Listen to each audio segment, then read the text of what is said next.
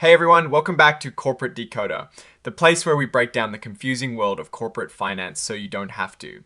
Today we have a filing from Grayscale CoinDesk Crypto 5 ETF, something that promises to dive into the wild west of crypto investments. We'll see if this ETF is a goldmine or a digital mirage.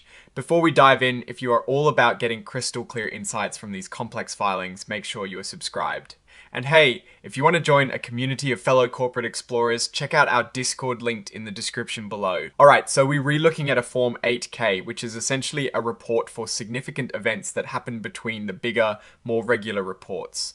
Think of it as a company providing an important update that the public needs to know right away. This particular filing is from Grayscale CoinDesk Crypto 5 ETF, and it is dated the 18th of September 2025. The main event here seems to be about how this ETF will operate, specifically how investors can get shares into the fund and how they can get their money out. This is super important because it impacts how easily you can buy and sell the ETF on the stock market. One of the key things happening is the signing of what they call authorized participant agreements. Now, who are these authorized participants? Simply put, they are the companies that create and redeem the ETF shares in large blocks. They are the gatekeepers between the big Wall Street players and the ETF itself. Grayscale Investment Sponsors LLC, which manages this fund, has partnered with Jane Street Capital, Macquarie Capital USA Incorporated, and Virtue Americas Incorporated. These are pretty big names in finance, meaning they are serious about making this ETF work. The filing explains that right now investors can only use what are called cash orders.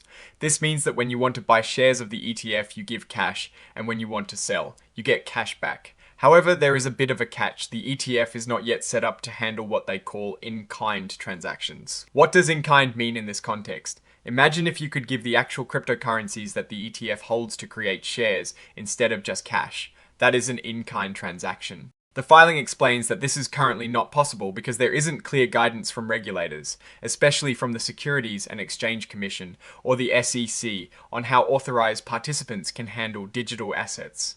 They are waiting for the NICE ARCA, incorporated the stock exchange where this ETF trades, to get the necessary approval from the SEC to allow these in-kind orders. This whole situation highlights a major hurdle for crypto ETFs.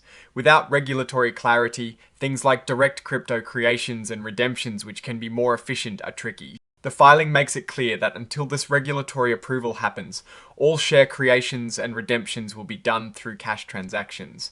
There is no guarantee when this regulatory clarity will arrive, or if it even will. Another important update is the signing of the third amended and restated limited liability company agreement.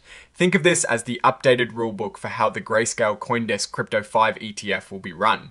The details within this agreement are complex, but it essentially lays out the structure and operational procedures of the fund. On top of that, they have a new transfer agency and service agreement with the Bank of New York Mellon. This company, Bang Mellon, will act as the transfer agent. What does a transfer agent do? They basically keep track of all the shareholders, issue new shares when they are created, and make sure everything is properly recorded. This is a crucial back-office function that ensures the ETF operates smoothly and transparently. BNE Mellon will handle tasks like issuing and redeeming shares, responding to shareholder inquiries, and maintaining shareholder accounts. Interestingly, in conjunction with bringing on BNE Mellon, they are terminating an old agreement with Continental Stock Transfer and Trust Company. However, Continental will still serve as a co-transfer agent. This suggests a shift towards a more established financial institution, handling these vital record-keeping tasks. Now, here's a really exciting bit. The shares of this ETF, the Grayscale CoinDesk Crypto 5 ETF, officially started trading on the NICE ARCA, incorporated exchanges on the 19th of September 2025. They are trading under the ticker symbol GDLC. This listing is a big deal because it means the ETF is now accessible to a wider range of investors through a major US stock exchange. And to go along with this, on the 18th of September 2025, the management approved the start of a redemption program. This means that investors can now redeem their shares for the underlying assets or cash based on the procedures outlined earlier in the filing. Let's circle back to how shares are created and redeemed.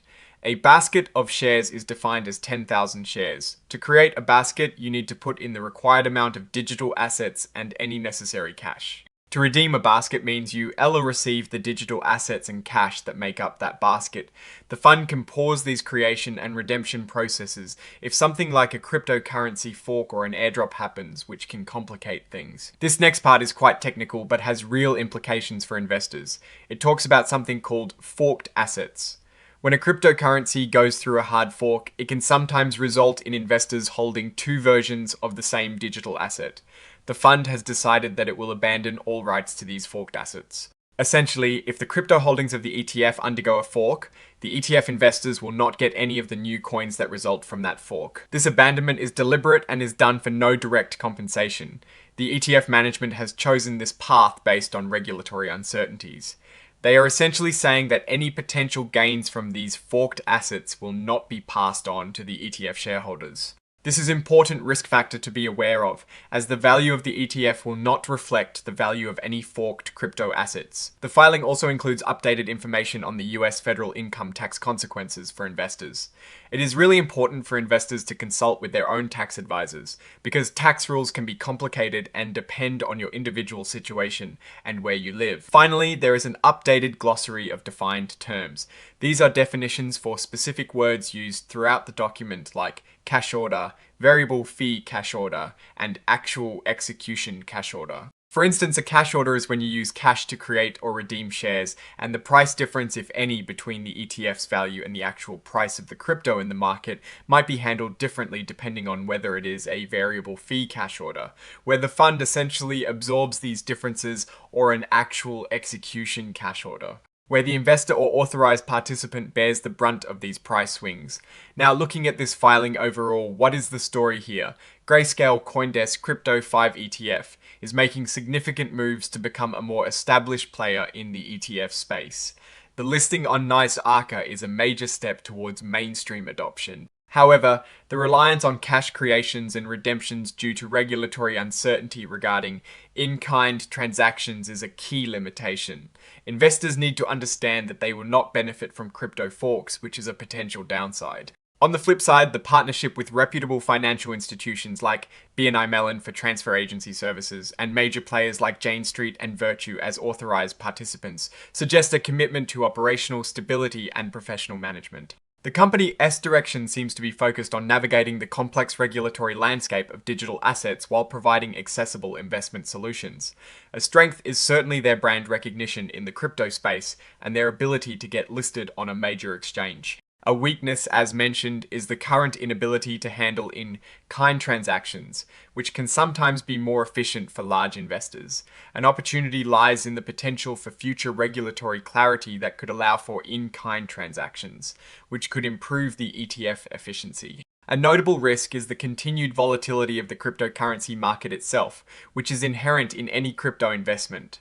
In conclusion, the Grayscale CoinDesk Crypto 5 ETF is off to a notable start, providing a regulated way to invest in a basket of cryptocurrencies. The operational agreements and exchange listing are positive signs. However, investors should be fully aware of how forked assets are handled and the current limitations on in-kind transactions. Alright, that is our breakdown of this Grayscale filing.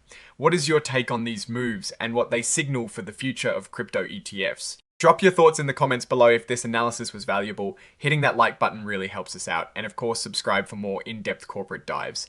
And don't forget to join our Discord community for more discussions. Thanks for watching, and I'll see you next time.